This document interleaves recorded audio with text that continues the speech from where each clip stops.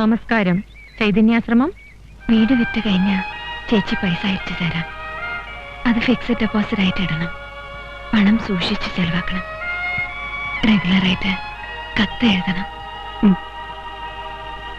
ചേച്ചിക്ക് നീ മാത്രമേ ഉള്ളൂ, അറിയാലോ. പൊയ്ക്കോ.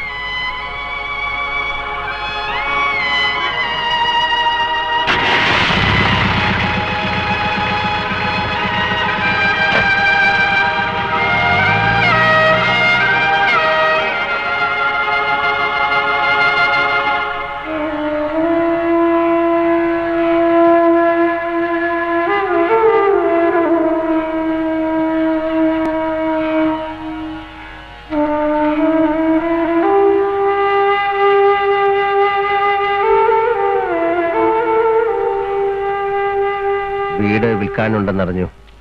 എന്ത് വിലക്കാണെങ്കിൽ കൊടുക്കും. അഡ്വാൻസ് എത്ര വേണം അമ്മയ്ക്ക്?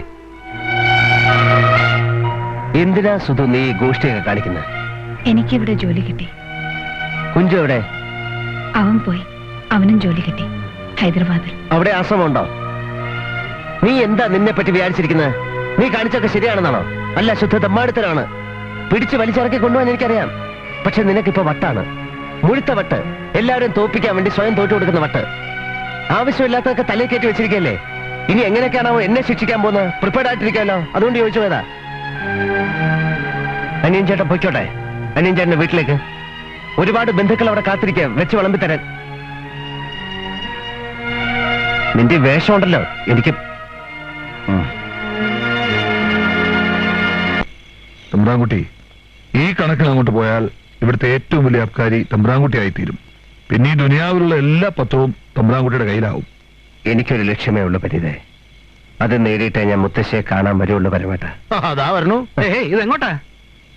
എന്നെ നട റോട്ടിൽ ഇറക്കി വിട്ടതല്ലേ? ഇറക്കി വിട്ടതല്ല, നീ ഇറങ്ങിപ്പോയതാ. വേണ്ട, ഒന്നും പറയണ്ട. ഇനി ഞാൻ ഈ വീടിനകത്ത് കിടക്കുന്നില്ല. എങ്കിൽ നീ ദോ അവിടെ പോയി കിടന്നോ. എന്നാലേ അവിടെ കിടക്കുന്നില്ല, ഇവിടെ കിടക്കുന്നുള്ളൂ.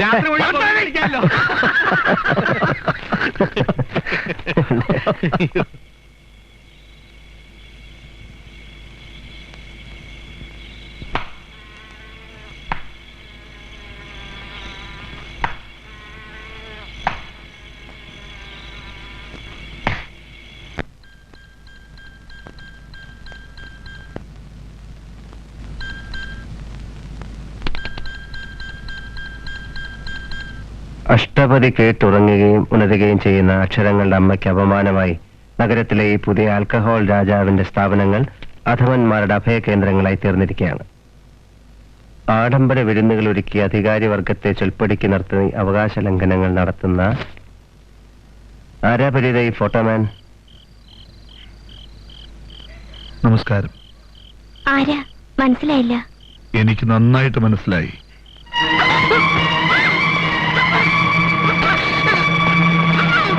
അക്ഷരപ്പുരയിൽ നിന്നൊരു ആൽക്കഹോൾ രാജാവ്.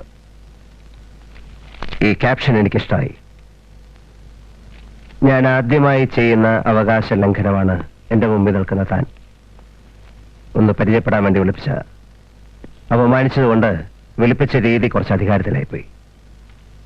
അനന്തരാമനല്ലേ തന്നോട് ഇങ്ങനെയൊക്കെ എഴുതാൻ പറഞ്ഞത്?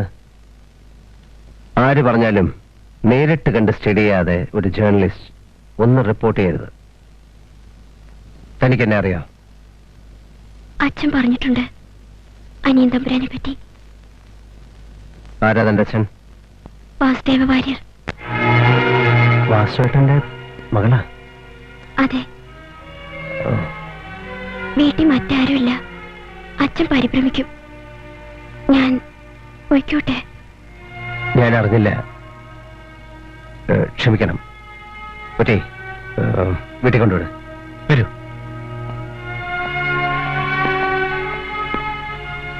എനിക്ക് വളരെ വേണ്ടപ്പെട്ട ഒരാളുടെ മകളാ.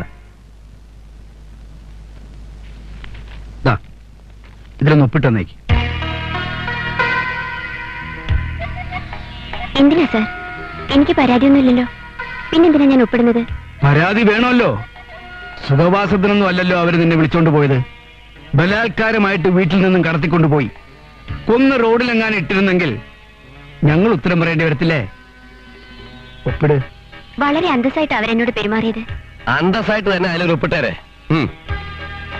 ശരി.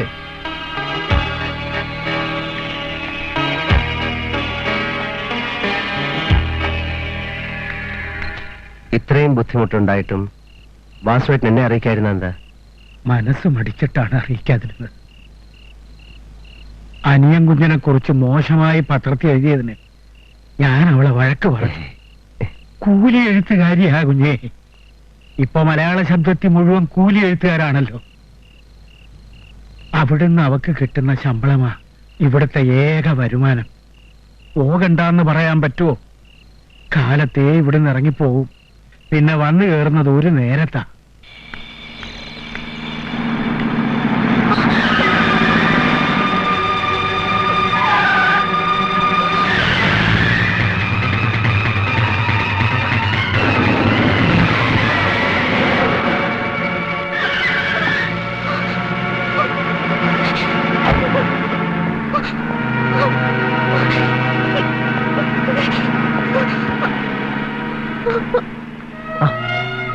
എന്തുപറ്റി?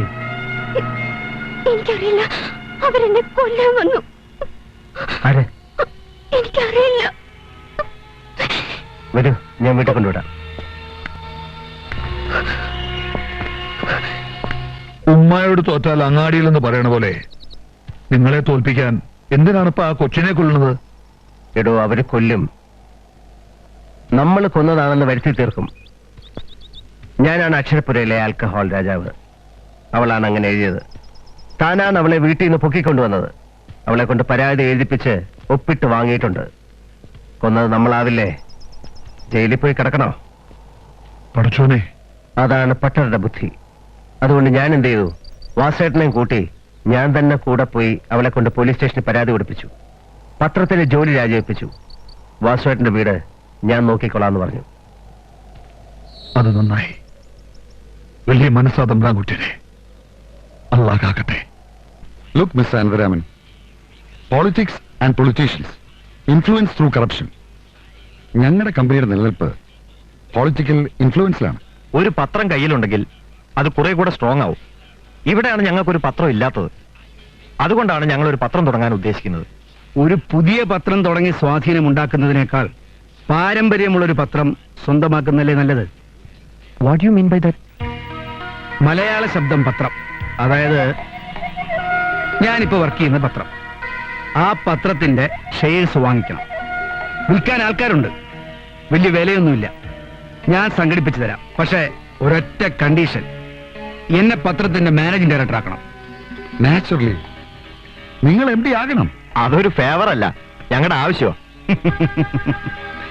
Thank you. ഇംപോസിബിൾ. വീട് എഴുതി തരാനോ? എന്താപ്പാ നീ പറയുന്നത്? നിങ്ങളോടല്ല ഞാൻ സംസാരിക്കുന്നത്. എന്ത് പറയുന്നു വിജയലക്ഷ്മി തമ്പുരാട്ടി? എനിക്ക് എഴുതാൻ പറ്റുമോ?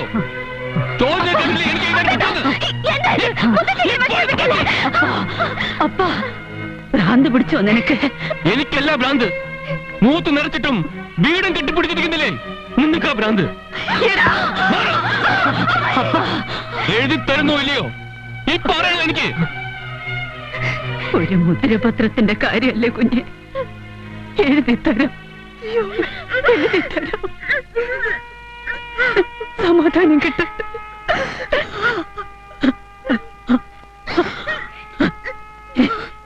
എന്റെ വിഷ്ണുമായേ, വിഷ്ണുമായേ,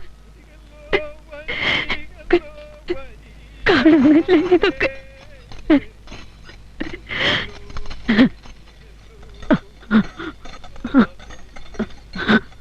ജെന്റിൽമെൻ, മേജർ ഷെയർസ് നിങ്ങൾ പർച്ചേസ് ചെയ്ത് കഴിഞ്ഞു. Vishwalakshmi Thampuratti, Parvathi Menon, Ravivarma, Ramavarma, Sudarshana and her brother, ഇത്രയും പേരുടെ കയ്യിലാണ് ബാക്കിയുള്ള ഷെയർസ്. ഈ നീക്കങ്ങളൊന്നും ഇതുവരെ ഇപ്പോഴത്തെ MD രാമവർമ്മ അറിഞ്ഞിട്ടില്ല. രാമവർമ്മയെ MD സ്ഥാനത്ത് നിന്ന് മാറ്റി എന്നെ നിയമിക്കണമെന്ന ആവശ്യം ഒപ്പിട്ട് നാളെ തന്നെ എന്നെ ഏൽപ്പിക്കണം. ദാറ്റ് മീൻസ് നാളെ മുതൽ മലയാള ശബ്ദത്തിന്റെ MD ഞാനായിരിക്കും. അല്ല, ഇന്നു മുതൽ ഞാനാണ് മലയാള ശബ്ദത്തിന്റെ MD. എനിക്കടാ ലാസ്റ്റ്.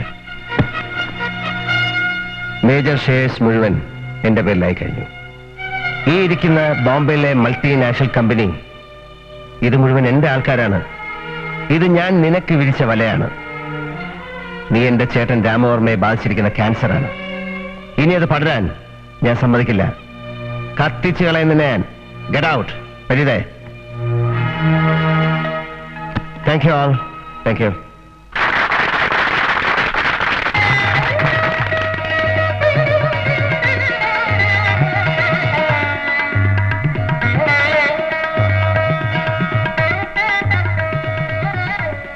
മോനെ, നീയാണ് ശരി.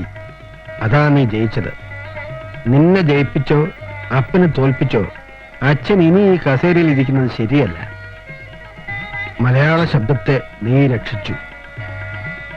നീയാ മോനെ ഇനി ഇവിടെ ഇരിക്കേണ്ടത്. അച്ഛനുണ്ട് കൂടെ. I am proud of you. I am really proud of U.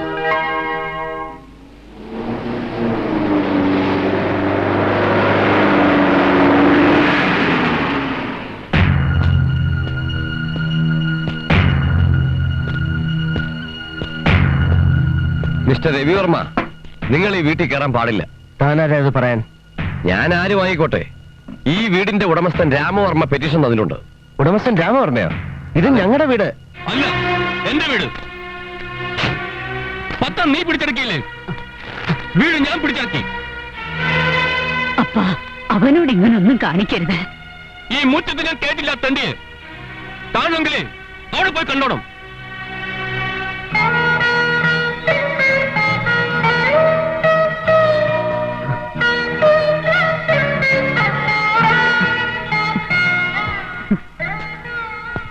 ഇറങ്ങിപ്പോയപ്പോ തിരിച്ചു വിളിച്ചു.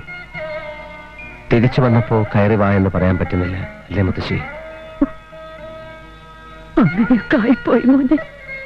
ഇങ്ങനെയൊന്നും ആകാതിരിക്കാൻ വേണ്ടിയാ മുത്തശ്ശി ഞാൻ വീട് വിട്ടിറങ്ങിപ്പോയത്. ഒരിക്കലും ഞാൻ ഒന്നും പിടിച്ചെടുത്തിട്ടില്ല മുത്തശ്ശി. പ്രസ് ഞാൻ പിടിച്ചെടുത്തതല്ല, രക്ഷിച്ചതാ കൈവിട്ടു പോകാതിരിക്കാൻ. അതിനെന്നെ ശിക്ഷിക്കുക അപ്പേട്ടൻ. മുത്തശ്ശിയെ കാണാൻ വീട്ടിൽ വരുമ്പോ വീട്ടുവാതിൽക്കൽ പോലീസ് തടുക്ക. സ്റ്റുപ്പിഡ്. അപ്പേട്ടാ, ഞാൻ പോവാ.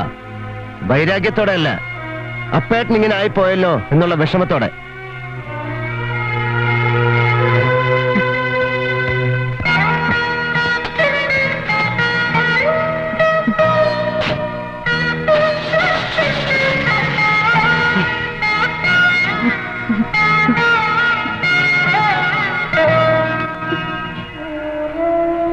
ഇത്രത്തോളം സെൽഫിഷ് ആകരുത് മോളെ നീ. എനിക്കിനി നീ മാത്രമേ ഉള്ളൂ. എത്രയെന്ന് വെച്ചാൽ ഞാൻ നിന്നോട് പറയാ. അങ്ങനെയൊന്നും എന്നോട് സംസാരിക്കരുത്. നമ്മൾ തമ്മിൽ സംസാരിക്കേണ്ട ഭാഷ ഏതല്ലേ? ഒരു വീട്ടിൽ ഒന്നിച്ച് വളർന്ന സുധുവും അനിയൻ ചേട്ടനും തമ്മിൽ സംസാരിക്കേണ്ട ഭാഷ. തളർന്ന മോളെ ഞാൻ നിന്നെ കാണാൻ വന്ന്. എന്നെ കൂടുതൽ തളർത്തരുത്. നീ എന്റെ കൂടെ വരണം പ്ലീസ്. നമുക്ക് ഒന്നിച്ച് ജീവിക്കണം. സുധു,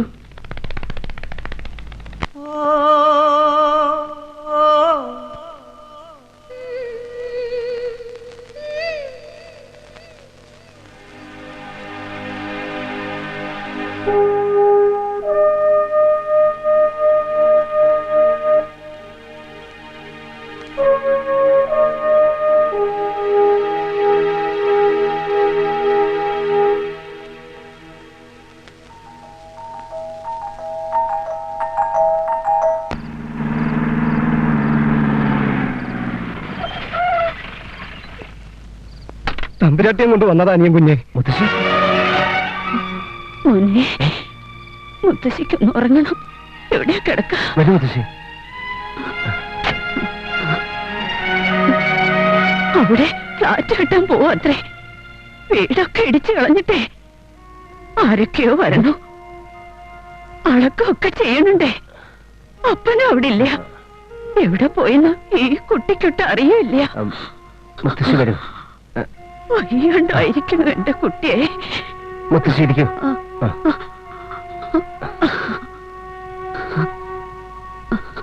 നിങ്ങളുടെ പെട്ടിയൊക്കെ എടുത്തിട്ടില്ലേ മോളെ? ഓ, അമ്മയുടെ പെട്ടി എടുത്തിട്ടുണ്ട്. എനിക്കെന്തിനേനി പെട്ടിയൊക്കെ? മുടങ്ങിപ്പോവാനൊരു വസ്ത്രം പോലെ. വയ്യാണ്ടായിരിക്കണം കുട്ടിയെ, വയ്യാണ്ടായിരിക്കണം. വീട് പൊളിച്ചു കളഞ്ഞിട്ട് ഫ്ലാറ്റ് കിട്ടാൻ പോവാത്രേ. അതൊന്നും നടക്കില്ല മുത്തശ്ശി. അപ്പേട്ടൻ വന്നോട്ടെ. ഞാനല്ലേ പറയുന്നത്, നമ്മുടെ വീട് ആരും പൊളിക്കില്ല. ഞാൻ സമ്മതിക്കില്ല. അഡ്വാൻസ് ഒക്കെ വാങ്ങിയിട്ടുണ്ടത്രേ. അത് തിരിച്ചു കൊടുത്താ പോരെ മുത്തശ്ശി? എത്രയായാലും ഞാൻ കൊടുക്കാം. എനിക്ക് ഉറങ്ങണോ മോനെ? പരമേട്ടാ, ആ പെട്ടിയൊക്കെ ഇങ്ങ് എടുത്തോളൂ. വരൂ മുത്തശ്ശി, വരൂ വരൂ.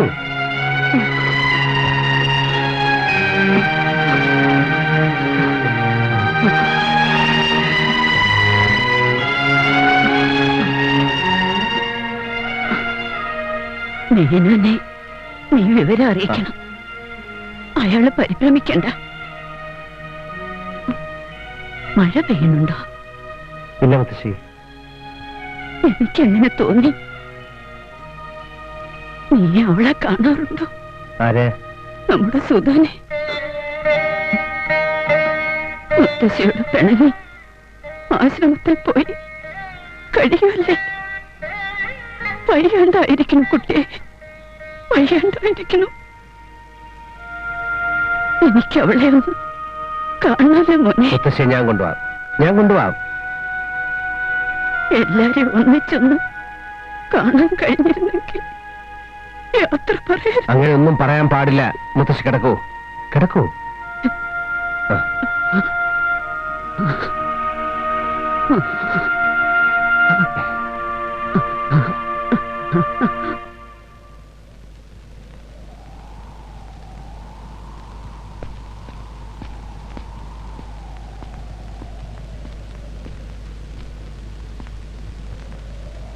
അവള് അവിടെ ഇല്ല മുത്തശ്ശി, എവിടെയോ പോയിരിക്കേ.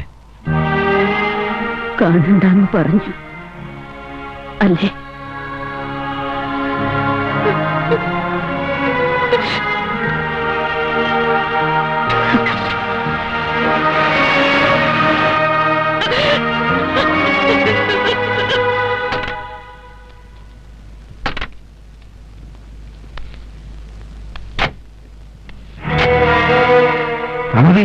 അമ്മയുടെ അമ്മയ്ക്കായി തോടുത്ത ജ്ഞാനപീഠ അവാർഡ്.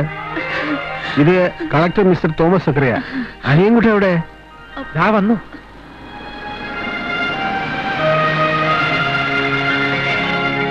അണ്ണാ, മുത്തശ്ശിക്കാണ് ഇത്തവണത്തെ ജ്ഞാനപീഠ അവാർഡ്. ആണോ?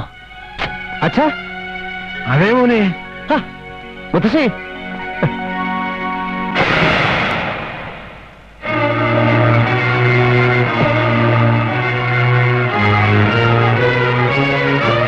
മുത്തശ്ശി, അച്ഛാ, മുത്തശ്ശി.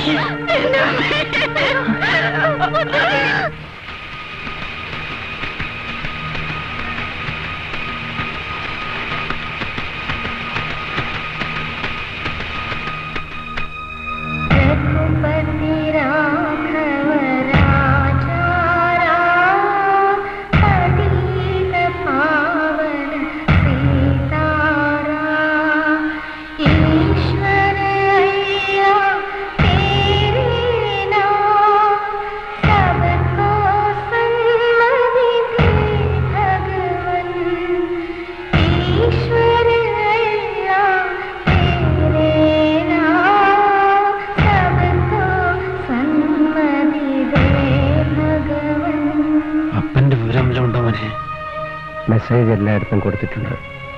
അപ്പേട്ടന് എന്തോ പറ്റിയിട്ടുണ്ട് അച്ഛാ. അണ്ണാ, ഒരു മിനിറ്റ്, ഒരു അത്യാവശ്യം.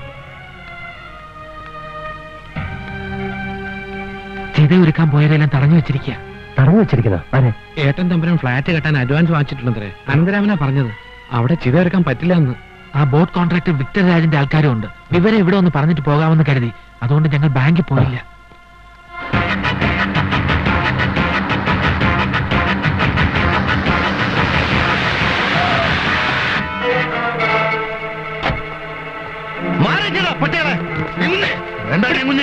വഴക്കിനൊന്നും പോകണ്ട, എല്ലാം പോലീസ് വന്ന് തീരുമാനിക്കട്ടെ. അത് മതി അനിയൻ കുഞ്ഞ്, അത് മതി. അതെ, പോലീസ് വരട്ടെ. മഹാരാഷ്ട്ര ബിൽഡേഴ്സിൽ നിന്നും 10 ലക്ഷം രൂപ അഡ്വാൻസ് വാങ്ങി ഫ്ലാറ്റ് കെട്ടാൻ സമ്മതിച്ച് തന്റെ ജ്യേഷ്ഠൻ രാമവർമ്മ ഒപ്പിട്ട് തന്ന എഗ്രിമെന്റ് ആണിത്. തന്റെ മുത്തച്ഛിയെ ശവം കത്തിച്ച് കളയാനുള്ള പ്രോപ്പർട്ടി അല്ലത്. ഇവിടെ ഫ്ലാറ്റാണ് ഞങ്ങൾക്ക് പണിയേണ്ടത്. ചത്തുപോയ കിളവിക്ക് സ്മാരകമല്ല. എന്ത് പറഞ്ഞടാ? എനിക്ക് ജീവനുണ്ടെങ്കിൽ എന്റെ മുത്തശ്ശി ഇവിടെ സംസ്കരിക്കടാ.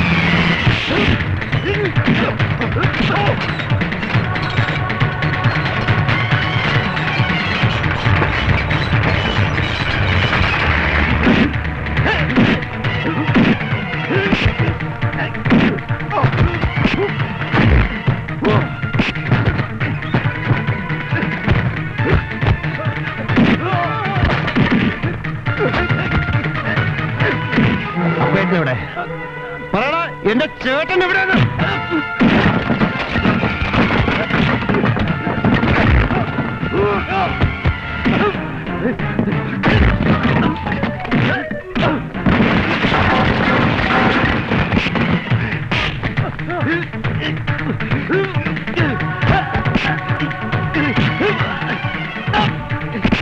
പറയടാ, എന്റെ അപ്പേട്ടൻ എവിടെ? പറയാൻ പറ്റില്ലേ? ഇവനറിയാം എന്റെ അപ്പേട്ടൻ എവിടെ ഉണ്ടെന്ന്. കർമ്മം ചെയ്യാൻ എനിക്ക് എന്റെ അപ്പേട്ടൻ വേണം. മുരുക, ഈ വണ്ടിയും ക്രെയിനൊക്കെ എടുത്ത് മാറ്റടാ.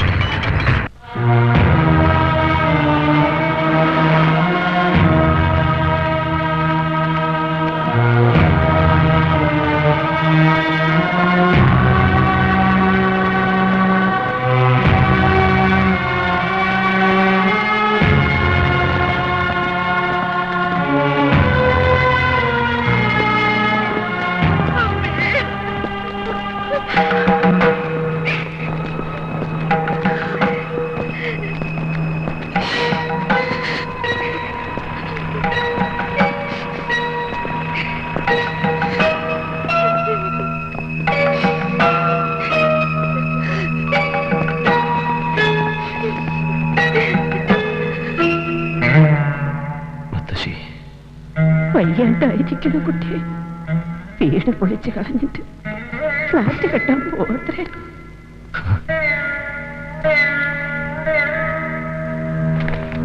മോളെ സുധു,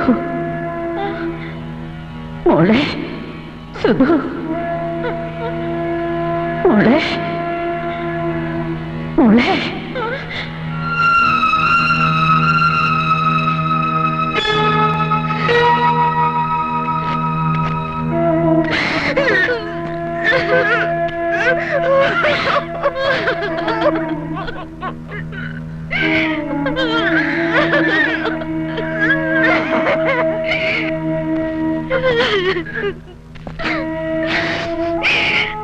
മുരുക, അതങ്ങ് കൊടുത്തേക്ക്. 10 ലക്ഷം രൂപയല്ലേ അപ്പേട്ടന് അഡ്വാൻസ് വാങ്ങിച്ചത്? 20 ലക്ഷം തിരിച്ചു കൊടുത്തേക്ക്. നമ്മുടെ മുത്തശ്ശിയെ നമ്മുടെ സ്വന്തം മണ്ണിൽ സംസ്കരിക്കണം.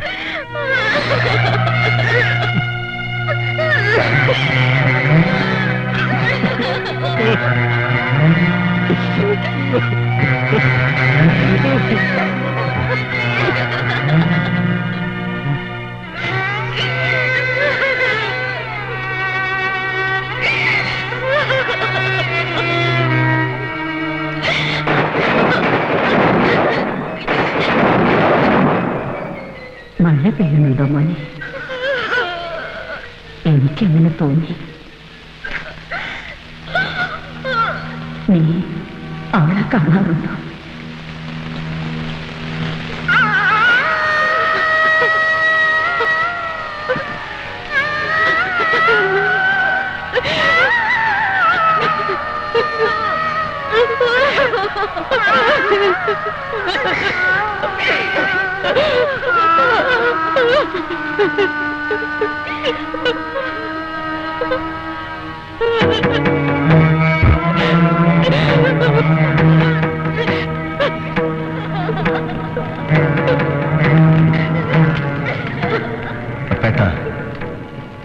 ഈ വീട്ടിൽ നിന്ന് ഓരോരുത്തർ ഇറങ്ങിപ്പോയപ്പോഴും കെട്ടിനകത്തെ തളത്തിലിരുന്ന് ഇതുപോലെ തന്നെ ഇരിക്കുകയായിരുന്നു നമ്മുടെ മുത്തശ്ശി.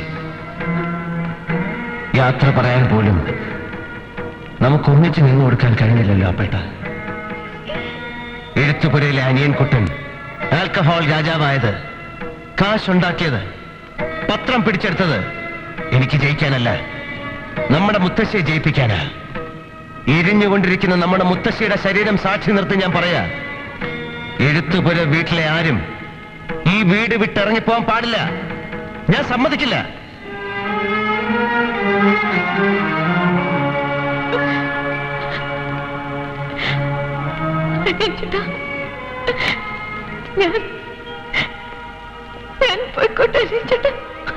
പോകില്ല, പോകാൻ ഞാൻ സമ്മതിക്കില്ല. കാവി കൊണ്ട് മനസ്സ് മൂടാൻ നോക്കാതെ സുധു, നീ നിൽക്കുന്നത് നിന്റെ അനിയൻ ചേട്ടന്റെ മുമ്പിലാ. അല്ലാന്ന് പറയാൻ പറ്റുമോ നിനക്ക്? പറ്റുമോ സുധു?